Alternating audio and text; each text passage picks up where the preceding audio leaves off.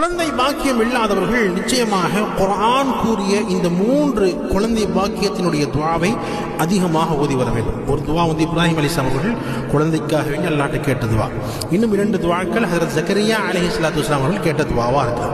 முதல்ல இப்ராஹிம் அலைஹிஸ்ஸலாத்து வஸலாம் கேட்ட அந்த துஆ சொல்கிறேன். ரப்பி ஹப்லி மினஸ் சாலிஹீன். அவ்வளவுதான். ரப்பி ஹப்லி மினஸ் சாலிஹீன். யா அல்லாஹ், நீ எனக்கு சாலிஹான ஒரு நன்மகனை தந்தருள்வாயாக என்பதாக கேட்டார். அடுத்தபடியாக ஜக்கரியா அலைஹிஸ்ஸலாத்து வஸலாம் கேட்ட துஆ, ரப்பி ஹப்லி மின் லதுன்க ذُرِّيَّةً طَيِّبَةً إِنَّكَ سَمِيعُ الدُّعَاء.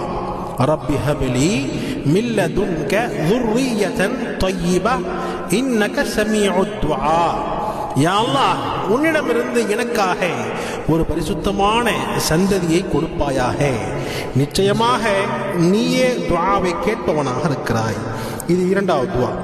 3வதாக ஜக்கரியா அலைஹிஸ்ஸலாம் கேட்ட துஆ, ரப்பி லா ததர்னி ஃபர்தன் வ அன்த கைருல் வாரிசீன். 3வது துஆ, ரப்பி லா ததர்னி ஃபர்தன் வ அன்த கைருல் வாரிசீன். யா அல்லாஹ், நீ என்னை சந்ததி இல்லாமல் ஒற்றையாக விட்டு விடாதே. யா அல்லாஹ், நீயே வாரிசை கொடுப்பதில் மிகச்சிறந்தவனாக இருக்கிறாய் என்ற இந்த 3 துஆக்களையும் அதிகமாக குழந்தை பாக்கியம் இல்லாதவர்கள், திருமணமாகி நிறைய நாள் ஆயிருக்கும், குழந்தை பாக்கியம்